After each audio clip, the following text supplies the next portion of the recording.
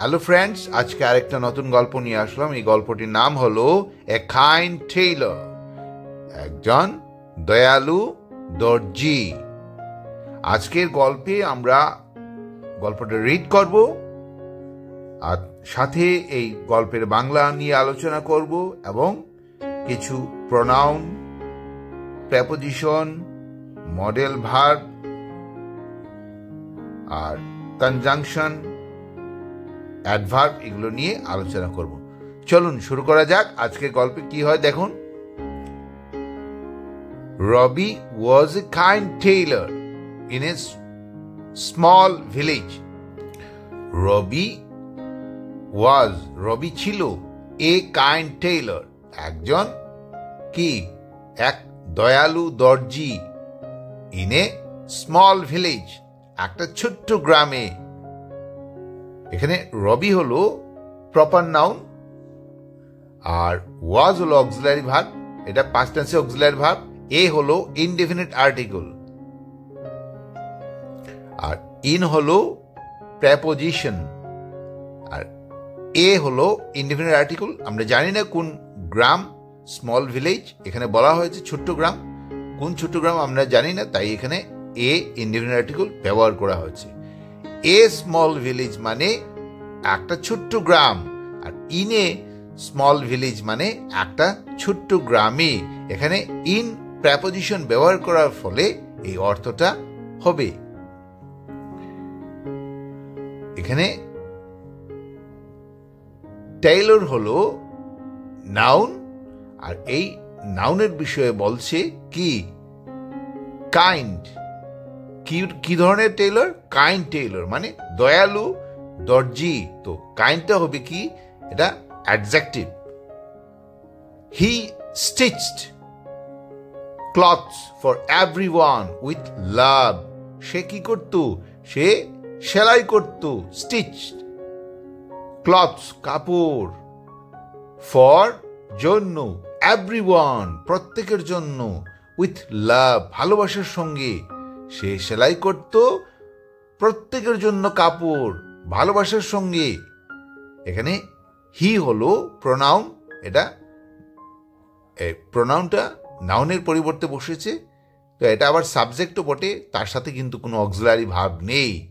আর মূল ভার্ব এখানে আছে স্টিচড, এটা ভার্ব নাম্বার 2-তে আছে। স্টিচ থেকে আসছে, ইডি লেগেছে, স্টিচড মানে ভার্ব নাম্বার 2-তে আছে। বাংলা হলো সেলাই করত বা সেলাই করেছিল। কি সেলাই করেছিল? Clothes for everyone. ফর হলো এখানে প্রেপোজিশন, এভরিওয়ান হলো প্রত্যেক, আর ফর এভরিওয়ান মানে প্রত্যেকের জন্য। উইথ লাভ ভালোবাসার সঙ্গে। এখানে উইথ হলো প্রেপোজিশন আর লাভ হলো object. One day a poor boy came to him with torn cloths. One day একদিন a poor boy একটা গরিব ছেলে came আসছিল to him তার কাছে with torn cloths সঙ্গে ছিল কি? torn মানে ছেঁড়া, ছেঁড়া কি? cloths কাপড়।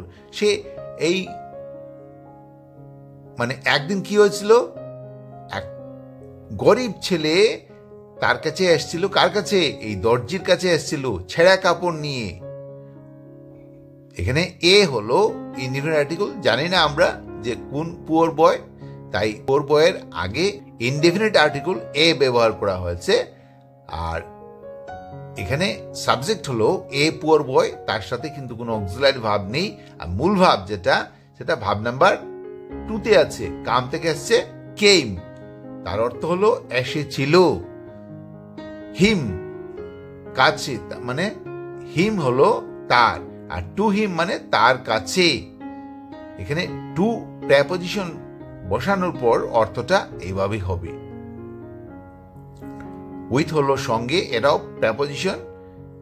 টর্ন ক্লথস ছেঁড়া কাপড়। এখানে ক্লথস হলো নাউন আর তার আগে কি বসেছে?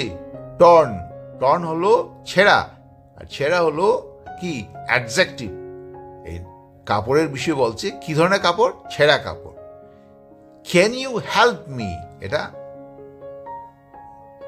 ডাইরেক্ট স্পিচ, ইনভার্টেড কমার ভেতর আছে, যেভাবে বলা হয়েছে ঠিক সেভাবেই উত্তরটা লেখা আছে, মানে যেভাবে বলা হয়েছে ঠিক সেভাবেই লাইনটা লেখা হয়েছে। তো এটা ডাইরেক্ট স্পিচ। এটার অর্থ হলো ক্যান ইউ হেল্প মি, মানে আপনি কি আমাকে সাহায্য করবেন। এটা আবার কোয়েশ্চেন মার্ক দেওয়া আছে, যেহেতু এটা এখানে কোয়েশ্চেন করা হয়েছে। দ্য বয় আস্কড, এই ছেলেটি এই কথা বলেছিল। দ্য বয় হলো ছেলেটি, আস্কড মানে জিজ্ঞাসা করেছিল। দা হলো এখানে ডেফিনিট আর্টিকেল, আর ক্যান হলো এখানে মডেল ভার্ব। ক্যানটাকে এই সাবজেক্ট হলো এখানে ইউ, ইউ আগে এনে বসানো হয়, এটা প্রশ্ন হয়ে গেছে। Rabi smiled and stitched the clothes for free. Rabi কি করেছিল? রবি হেসেছিল। রবি হেসেছিল, স্মাইল অ্যান্ড স্টিচড এবং সেলাই করেছিল, দ্য ক্লথস কাপড়গুলো, ফর ফ্রি মানে বিনা পারিশ্রমিকে। সে কি করেছিল? রবি হেসেছিল এবং কাপড়গুলো সেলাই করেছিল বিনা পারিশ্রমিকে। এখানে রবি হলো সাবজেক্ট, তার সাথে কোনো অক্সিলারি ভাব নেই, এটা সাবজেক্টও বটে। আর মূল ভাব যেটা মানে অ্যাকশন ভাব যেটা, এটা সেটা হলো স্মাইল, ভাব নাম্বার 2 আছে। অর্থ হলো হেসেছিল, অ্যান্ড এটা হলো কনজাংশন, আর স্টিচড মানে সেলাই করেছিল, এটাও অ্যাকশন ভাব, ভাব নাম্বার 2 আছে। অর্থ হলো সেলাই করেছিল। দ্য ক্লথস, দা হলো ডেফিনিট আর্টিকেল, আর ক্লথস হলো নাউন। ফর ফ্রি, ফর হলো জন্য, আর ফ্রি হলো বিনা পারিশ্রমিকে। The boy was happy and thanked him, সেই ছেলেটি কি ছিল? হ্যাপি মানে খুশি ছিল, অ্যান্ড থ্যাঙ্কড হিম এবং তাকে ধন্যবাদ দিয়েছিল। সুন তাড়াতাড়ি, people heard about Rabi's kindness and more customers came to him. The boy was happy, ছেলেটি ছিল কি? খুশি এবং ধন্যবাদ দিয়েছিল তাকে। সুন তাড়াতাড়ি, পিপল মানুষেরা, হার্ড শুনেছিল, অ্যাবাউট সম্বন্ধে, কার সম্বন্ধে শুনেছিল? রবির সম্বন্ধে শুনেছিল। কিসের বিষয়ে? তার দয়াপরায়ণতার কথা। অ্যান্ড মোর কাস্টমার্স এবং অনেক ক্রেতারাও কি? কেম এসেছিল, টু হিম তার কাছে। দা বয়, এখানে দা হলো ডেফিনিট আর্টিকেল, আর বয়, দা বয় হলো সাবজেক্ট, তার সাথে অক্সিলারি ভার্ব ওয়াজ আছে, এটা পাস্ট টেন্সে অক্সিলারি ভার্ব। আর এখানে হ্যাপি হলো অ্যাডজেক্টিভ, আর অ্যান্ড থ্যাঙ্কড হিম, অ্যান্ড হলো কনজাংশন, থ্যাঙ্কড হলো এটা মূল ভাব বা অ্যাকশন ভাব, এটা ভাব নাম্বার 2 আছে। অর্থ হলো ধন্যবাদ দিয়েছিল। হিম হলো অবজেক্ট, আর এখানে সুন হলো অ্যাডভার্ব। সুন, পিপল হার্ড তাড়াতাড়ি, মানুষেরা কি? শুনেছিল, হার্ড। এখানে হার্ড হলো অ্যাকশন ভার্ব, এটা হিয়ার থেকে আসছে হার্ড, ভাব নাম্বার 2 আছে। অর্থ হলো শুনেছিল। অ্যাবাউট হলো সম্বন্ধে, তো অ্যাবাউট হলো এটা প্রেপোজিশন, কার সম্বন্ধে? রবি's কাইন্ডনেস। এখানে রবি হলো আসল চরিত্র, যার বিষয়ে, কার বিষয়ে? রবির বিষয়ে। রবি's কাইন্ডনেস, কাইন্ডনেস হলো দয়াপরায়ণতা। অ্যান্ড মোর কাস্টমার্স, এখানে এন্ড হলো কনজাংশন, মোর কাস্টমার্স অনেক কি? ক্রেতারাও, কেম মানে এটাও মূল ভাব, এটা মানে অ্যাকশন ভাব, এটা অর্থ হলো এসেছিল, এটা ভাব নাম্বার 2 আছে।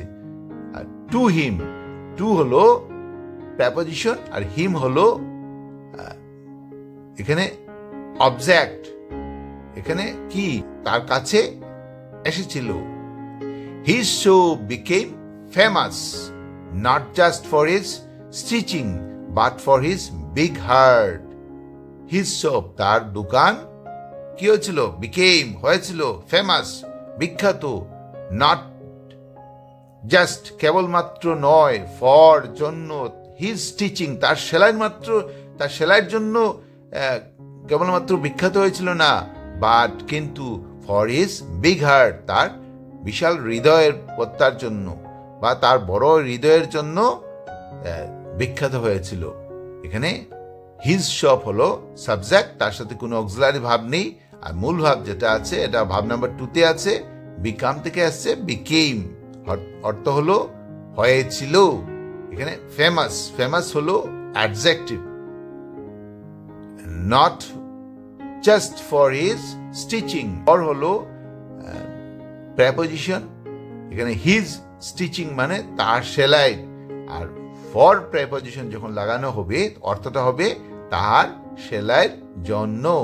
এখানে বাট হলো conjunction, for his big heart, for হলো জন্য, ফর হলো প্রেপোজিশন, আর হিজ বিগ হার্ট হলো তাহার বড় হৃদয়। আর ফর যখন লাগানো হবে তার অর্থটা হবে তাহার বড় হৃদয় বত্তার জন্য।